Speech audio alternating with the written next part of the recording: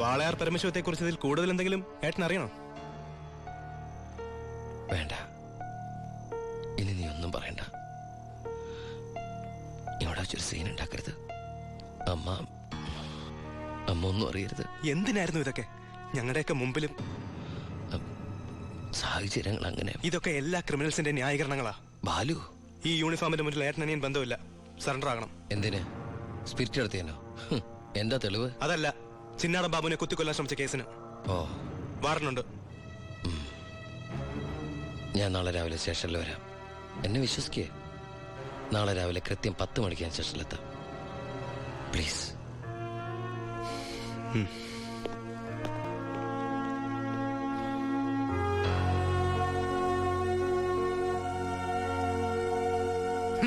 പരമശിവൻ സ്വന്തം ഏട്ടനാണെന്നറിഞ്ഞോടെ പിടിക്കാനുള്ള ആവേശമൊക്കെ പോയല്ലേ?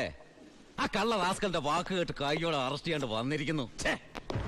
അവൻ പറഞ്ഞ സമയമൊക്കെ കഴിഞ്ഞു. എടോ, താൻ ഇത്രയ്ക്ക് മണ്ടനായി പോയല്ലോ. ഇത്രയും വലിയൊരു ക്രിമിനൽ പോലീസിന് മുമ്പിൽ തലവെച്ച് കൊടുക്കും തോന്നുന്നുണ്ടോ എനിക്ക്? യൂസ്ലെസ്. തൊപ്പി ഒരു കളഞ്ഞിട്ട് ഇറങ്ങി പോടോ. May I come in sir? Sharp 10 o'clock. സർക്കാർ ക്ലോക്ക് 10 മിനിറ്റ് ഫാസ്റ്റ് ആണല്ലോ. SP സാറിന് ഞാൻ ഇവിടെ പ്രതീക്ഷിച്ചില്ല കേട്ടോ. വലിയ ക്രിമിനൽസിനെയൊക്കെ കൈകാര്യം ചെയ്യുമ്പോ മിനിമം SP റാങ്കിലുള്ളവരെങ്കിലും വരേണ്ടി വരുമല്ലോ. എന്റെ ഒരു ചെറിയ കുത്തേസല്ലേ സാറേ, ജാമ്യം കിട്ടും. സ്വയരക്ഷയ്ക്ക് വേണ്ടി തടഞ്ഞപ്പോഴുണ്ടായ ഒരു കയ്യബദ്ധം, അതാണ് ലോ പോയിന്റ്. അഡ്വക്കേറ്റ് ഇപ്പൊ വരും. അതുവരെ ഞാൻ അകത്ത് കിടക്കണോ സാറേ, അതോ പുറത്തിരിക്കണോ? അപ്പൊ കുറച്ചു നേരം എനിക്ക് നിന്നെ കൈകാര്യം ചെയ്യാൻ കിട്ടുമല്ലേ? 5 മിനിറ്റ് മതിടാ എനിക്ക് നിന്നെ കൊണ്ട് ചോര തുപ്പിക്കാൻ.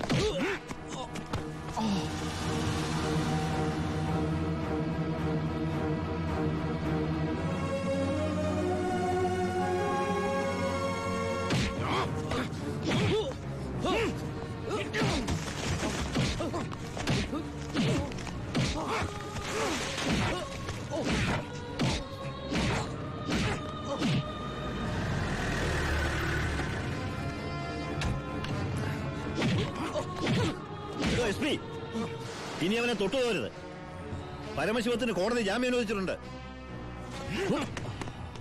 ഇതാ ജാമ്യം അനുവദിച്ചിട്ടുള്ള പേപ്പർ. ഇനി ഞാൻ വിട്ടാരോ?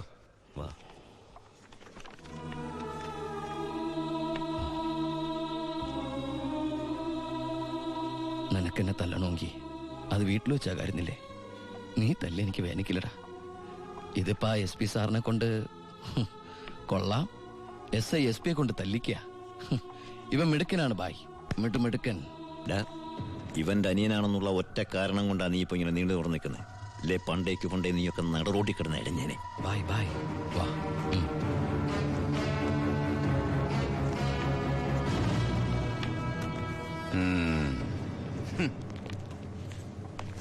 സാറേ, സാറിന്റെ ആ കയ്യിലെ മോതിരത്തിന്റെ പവറ് എന്റെ മനസ്സിലുണ്ട് കേട്ടാ. വരട്ടെ സാറേ.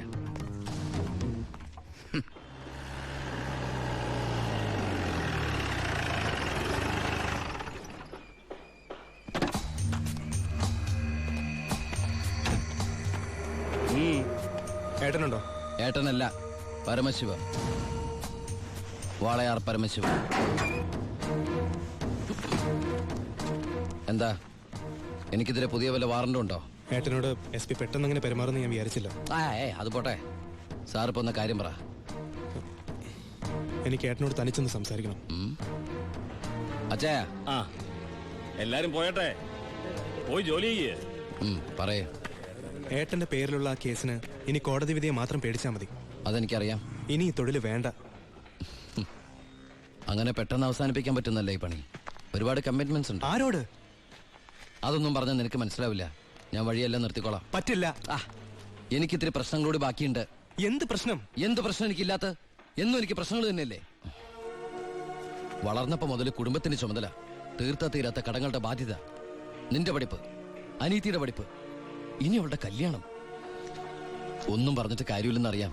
ആ കറിയാച്ചന്റെ കടവെങ്കിലും തീർത്താ നിർത്തിക്കോളാം ഞാനെല്ലാം. അതൊന്നും എനിക്ക് കേൾക്കണ്ട. പിന്നെ എന്താ നിനക്ക് കേൾക്കേണ്ടത്? നീ തീർക്കുവാ കടം. അയാൾക്ക് അരമാസത്തെ പലിശ കൊടുക്കാൻ തികയില്ലോ നിനക്ക് കിട്ടുന്ന ശമ്പളം. വേണ്ട, പറഞ്ഞ ചിലപ്പോ കൂടിപ്പോവും.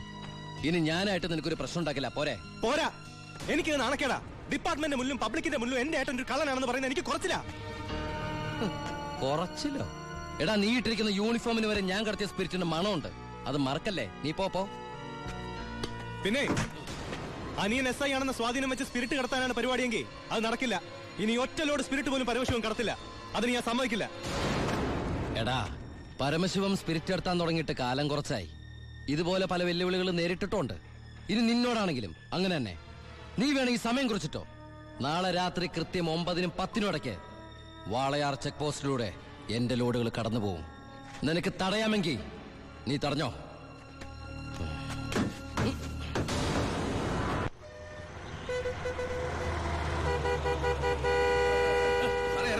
എടുത്ത് മാറ്റണോ? ഇത്രയും വണ്ടികൾ കിടക്കുന്ന കണ്ടുകൂടെ എനിക്ക്? 9-നും 10-നും ഇടയ്ക്ക് ഒറ്റ വണ്ടി വഴി കടന്നു പോരുത്. രണ്ട് സൈഡും ബ്ലോക്കാ. 1 മണിക്കൂറൊക്കെ ചെക്ക് പോസ്റ്റ് അടച്ചിടുക എന്ന് പറഞ്ഞാൽ അത് വേണോ? താനിപ്പോ ഞാൻ പറയുന്ന പോലെ കൊണ്ട് കേട്ടാ മതി. എടുത്ത് മാറ്റണോ വണ്ടി?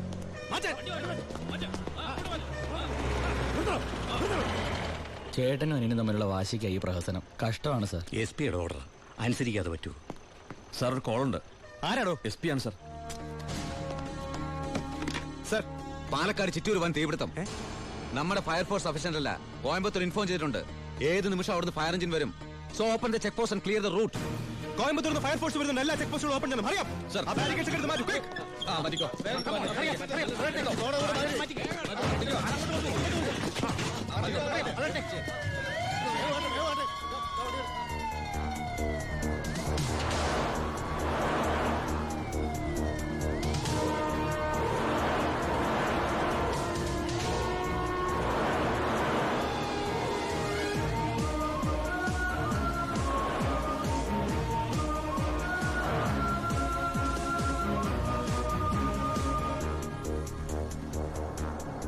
താക്കണോ?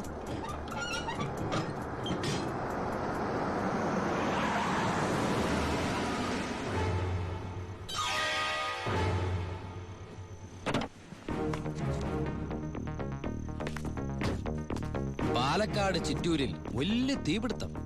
കോയമ്പത്തൂരിൽ നിന്നുള്ള ഫയർ എഞ്ചിൻ ഇതുവഴി കുറച്ചു നേരം മുമ്പ് കടന്നുപോയി എന്റെ സ്പിരിറ്റുമായിട്ട്. ഷാർപ്പ് 10.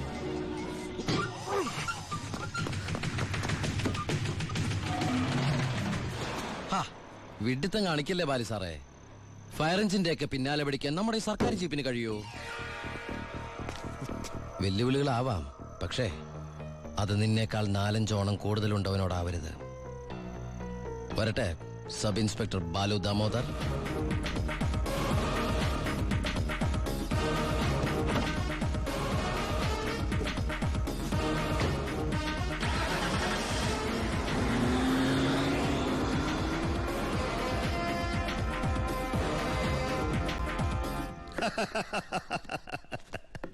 ഇന്നാണ് എന്റെ ജീവിതത്തിലെ ഏറ്റവും സന്തോഷമുള്ള ദിവസം.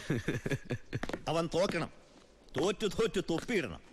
അവസാനം ആ തൊപ്പി വലിച്ചെറിഞ്ഞ് മുട്ടുമടക്കണം. ശിവ, നീ എന്താ ഒരു സന്തോഷമില്ലാതിരിക്കുന്നേ?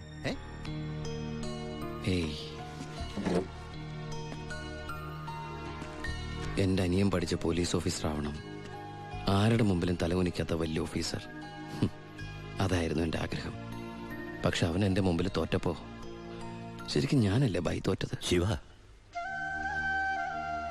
ഓരോ തവണ ഞാൻ അവന്റെ മുമ്പിൽ ജയിക്കുമ്പോഴും എന്റെ മനസ്സ് വിങ്ങായിരുന്നു. ഞാൻ ഈ തൊഴിൽ നിർത്തുകയാണ് ബൈ. ശിവ, നീ ശരിക്കും ആലോചിച്ചിട്ടാണോ ഈ പറയുന്നത്? ശരിക്കും ആലോചിച്ചിട്ടാ. എന്റെ ഈ മുഖാരും അറിയരുതെന്ന് ഞാൻ ആഗ്രഹിച്ചിരുന്നു. പക്ഷേ എന്റെ അനിയൻ അറിഞ്ഞു.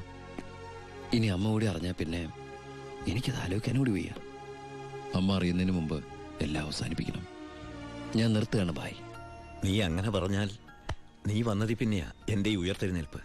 നീ പോയാൽ അപ്പാ, ഇയാള് പോണേ പോട്ടെ അപ്പാ. നമുക്കൊന്നും ചെയ്യാറിയില്ലേ ജോണി?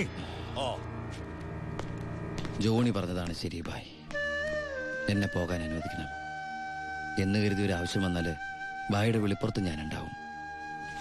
പിന്നെ കണക്കിൽ കൂടുതൽ കാശ് ഞാൻ എടുത്തിട്ടുണ്ട് എന്റെ ബാധ്യതകൾ തീർക്കാനായിട്ട്.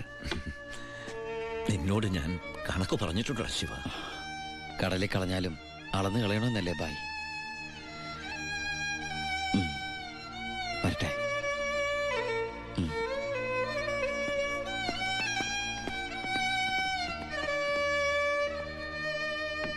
ഇപ്പോഴാ നീ ഒരു ആൺകുട്ടിയാണെന്ന് എനിക്ക് തോന്നിയത്. അച്ഛന്റെ കടങ്ങളെല്ലാം വീട്ടി. ഇനി നിനക്ക് ഈ നാട്ടിൽ നെഞ്ചു വിരിച്ച് നടക്കാം. ഇത് നിന്റെ വസ്തുവിന്റെ പ്രമാണം ഒറിജിനൽ. ഇത് ഈ വസ്തു എനിക്ക് തീരെഴുതി തന്ന പ്രമാണം.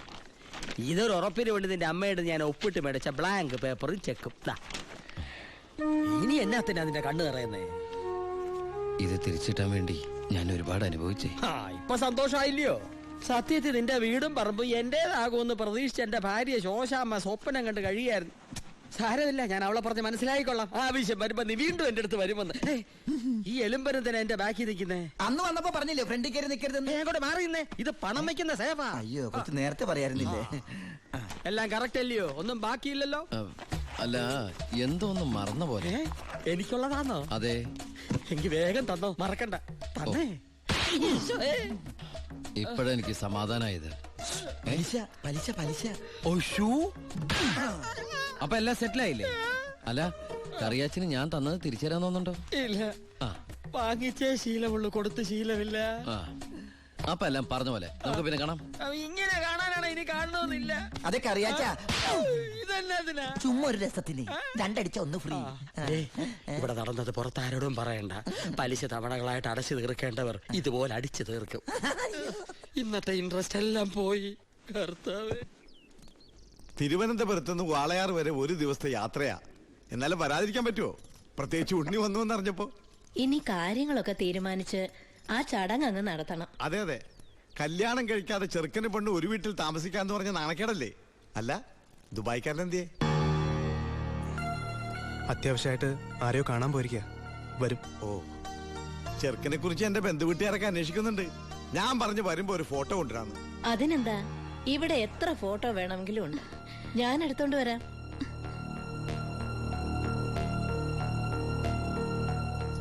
അമ്മേ, ഫോട്ടോ ഒന്നും കൊടുത്തു വിടണ്ടമ്മേ. അതെന്താ? ചെറിയമ്മ ഓരോ കുറ്റവും കുറവൊക്കെ പറഞ്ഞു തുടങ്ങിയ. ഓഹോ, എനിക്ക് വേണ്ട, കൊടുക്കണ്ട. എന്റെ ഉണ്ണിയന്റെ ഫോട്ടോ. ഇത് പരമശിവല്ലേ? പരമശിവോ? ഇതെന്റെ ഉണ്ണിയേട്ടനാ. 4 കൊല്ലം സെൻട്രൽ ജയിലിൽ കിടന്ന പരമശിവത്തെ എനിക്കറിയില്ലേ? വെറുതെ അല്ല 10 കാശ് സീതനം വേണ്ടെന്ന് പറഞ്ഞ് ഗോപിയെ പിടിച്ചവിടെ നിർത്തിയത്. കൊലയാളിക്ക് വേറെ ആര് പെണ്ണു കൊടുക്കാനാ? എന്തൊക്കെയാണ് പറയുന്നത്? ഇത് ദിവാകരൻ ഉദ്ദേശിക്കുന്ന ആളല്ല. അതെ, വീട്ടിൽ കയറി വന്ന് എന്റെ ഉണ്ണിയെ കുറിച്ച് അനാവശ്യം പറഞ്ഞാലുണ്ടല്ലോ. തർക്കിക്കണ്ടമ്മേ. ശരിയാ മോനെ. ദുബായിന്നും പറഞ്ഞു നമ്മളെയൊക്കെ പറഞ്ഞു പറ്റിക്കായിരുന്നമ്മേ ഏട്ടൻ. അയ്യോ,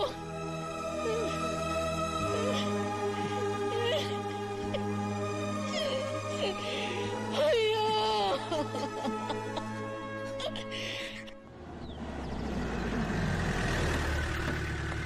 അമ്മേ, അമ്മേ, ഇതെടുക്ക. ആ കറിയാച്ചിന് കൊടുക്കാനുള്ള കാശ് മുഴുവൻ ഞാൻ കൊടുത്തു തീർത്തമ്മേ. ഇനി എന്റെ അമ്മയുടെ പേരിൽ ഒരു ബാധ്യതയില്ല. ദാ നമ്മുടെ തറവാടിന്റെ ആധാരം കണ്ട. എന്താ ഭാരതിയമ്മയ്ക്ക് സന്തോഷായില്ലേ? നീയാണോടാ പരമശിവം?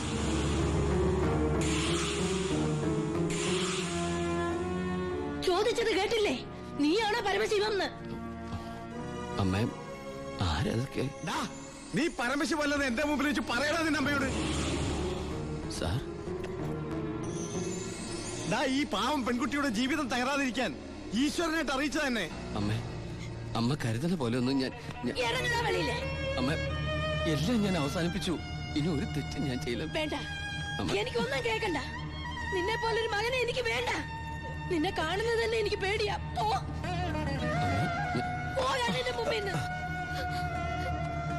ഗോപിയെ, എടുക്കടി നിന്റെ ബാഗ് സാധനമൊക്കെ. നിങ്ങളൊക്കെ കൂടി നശിപ്പിച്ചത് ഈ പെൺകുട്ടിയുടെ ജീവിത. ഇനി ആര് കെട്ടുള്ളേ? അവള് വരുന്നില്ല. ഗോപിക എന്റെ മോനെ കൊണ്ട് കെട്ടിച്ചോളാമെന്നാണ് ഞാൻ നിങ്ങളോട് വാക്ക് പറഞ്ഞത്. അത് തന്നെ നടക്കും. എനിക്ക് ആ മക്കള് 2. അമ്മേ,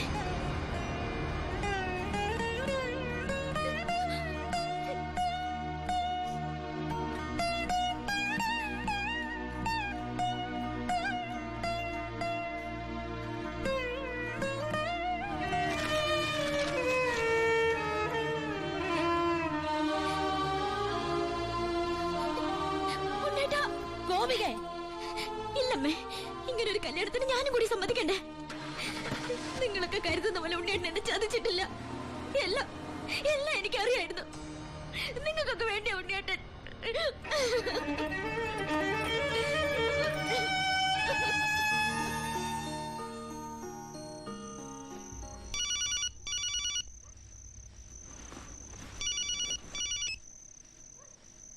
ഹലോ ശിവ, ഞാനാടാ ഭായി. ആ എന്താ ഭായ്? എനിക്ക് അത്യാവശ്യമായിട്ട് നിന്നെ ഒന്ന് കാണണം. ഞാൻ ഗസ്റ്റ് ഹൗസിലുണ്ട്. ആ